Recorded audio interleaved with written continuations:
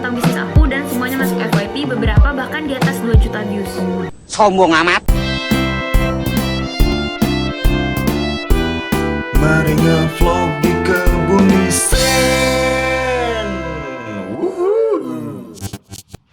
Assalamualaikum warahmatullahi wabarakatuh. Selamat datang di vlognya Kebunisen.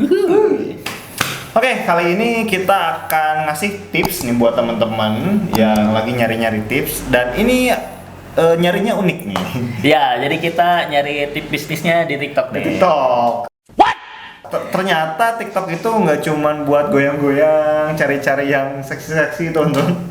Tapi juga ada kebermanfaatan di dalam situ. Yang penting kita carinya bener aja. Ya, kalau kemarin kita nyari inspirasi ya di TikTok mengenai konten-konten tentang bisnis. Sekarang kita nyoba tips-tips atau trik bisnis nih. Iya, trik bisnis. Ada apa aja? Kita buka dulu TikToknya. Nah, terus pakai hashtag tip bisnis ya. Nah, tip bisnis nanti akan muncul video-video tentang tip bisnis gitu. Oke. Oke, kita pilih secara acak aja ya. Mau yang mana nih?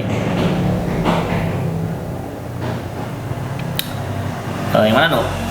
Coba yang ini ya. Boleh itu tuh.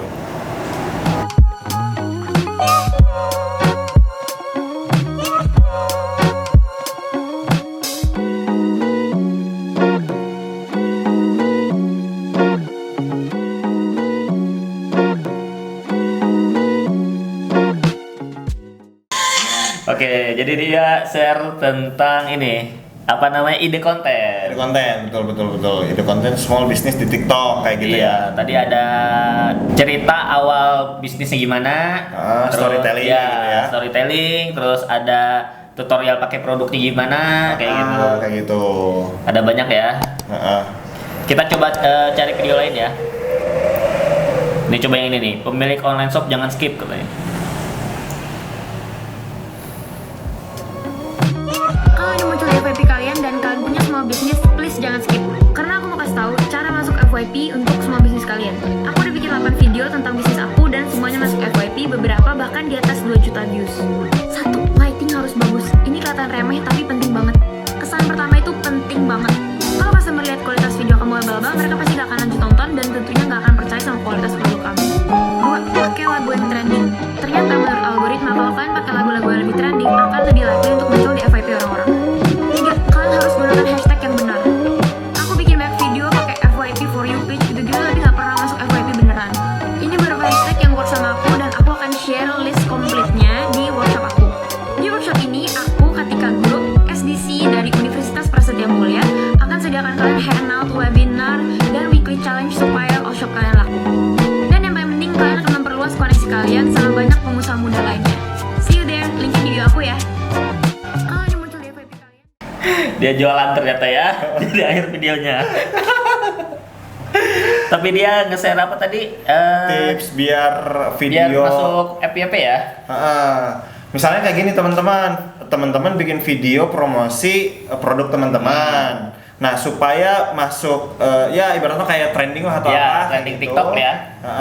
Itu caranya pertama lighting Ya, kayak lighting gini. yang bagus katanya. Terus apa lagi tadi? Terus tadi apa tadi ya? Iya, pokoknya lighting bagus. Ya itulah pokoknya. Ya diulangi lagi videonya aja sama teman-teman. Kita lanjut aja kali ya. Lanjut aja. Kita coba pilih video lain ya. Coba yang ini deh. Tipuan katanya. Tipuan marketing agar orang belanja produk yang lebih mahal. Misalnya nih kamu lagi lihat-lihat buat pengen beli lemari baru. Terus ada toko namanya Ikeo. Dia jual dua produk, lemari A sama lemari B. Lemari A harganya 100.000 dan punya margin Rp30.000. Lemari B harganya Rp300.000 dan punya margin Rp100.000. Toko pasti pengen supaya kamu beli yang lebih mahal, yang Rp300.000, karena dia punya untung lebih besar Rp100.000. Tapi kebanyakan orang pasti belinya yang harganya lebih murah, Rp100.000. Nah, gimana caranya biar orang tuh mau beli yang harganya Rp300.000? Caranya, IKEA ngeluarin produk lemari C dengan harga yang lebih mahal, Rp700.000. Ini tuh disebut produk high end dia. Dan gara-gara ada produk ini, produk yang Rp300.000 ini kelihatan jauh lebih murah dan lebih worth it banget. Jadinya secara psikologis orang-orang bakal beli yang Rp300.000 aja. Nah, lemari yang Rp700.000 ini kita sebut sebagai decoy product. Dan ini tuh cuma memancing doang biar orang-orang beli yang harganya hanya 300.000 dibandingin beli yang 100.000. Tipuan marketing agar Oke, itu dia cara menentukan harga ya. Iya iya iya. Ini Tipuan. bisa dipakai buat bisnis teman-teman. Iya. Kayak gitu. Misalkan ada jualan donat yang gedenya sama, tapi yang ada yang bikin lebih mahal kayak gitu. Iya. Jadi biar apa ya? Biar produk yang mahal itu laku, kalian harus bikin produk yang lebih mahal lagi. Heeh. Nah, jadi sengaja memang produk yang sangat mahal itu tadi yang kalau tadi lemari yang 700.000 Heeh. memang walaupun nggak ada yang beli juga nggak apa-apa. Iya. Memang targetnya kan yang 300.000 yang beli yang laku ya. 300.000 karena dia keuntungannya lebih besar kayak gitu. Iya, kayak gitu. Menarik. Menarik nih. Oke, lanjut ya. Ini apa nih? 4 orang ini wajib ada di bisnis kamu. 4 orang ini wajib ada dalam bisnismu. Yang pertama adalah desainer yang mengerjakan gambar visual. Yang kedua, videographer atau content creator. Yang ketiga adalah copywriter untuk membuat tulisan dan juga caption. Yang keempat, SEO yang mengurus bagian online. Like dan follow untuk tips bisnis berikutnya. Oke, Singkat, padat, jelas. Udah solutif banget lah buat Iya. bisnis kayak gitu. Pertama, desain. Kamu perlu desain gitu ya. Desainer Iya. bisa saya nggak punya desainer buat nge bisa ke kita Iya, ke biasa studio, ya. ke studio profesional. Terus tadi apa lagi? videographer. Videographer juga bisa, ke kita juga bisa. Ya, kayak terus gitu. tadi ada penulis, Ya, copywriting. copywritingnya, captionnya yang bagus kayak gitu. Terus yang terakhir CEO yang CEO. itu yang Ngurusin online lah ya. ya ngurusin biar ada di nomor 1 Google. Kayak gitu. Iya, jadi kalau misalkan kalian apa namanya kalau merekrut sendiri kan mahal ya. Heeh. Karena mungkin ke bisnis kalian itu belum butuh desain yang tiap hari ganti-ganti gitu. Ya, Nah, ya.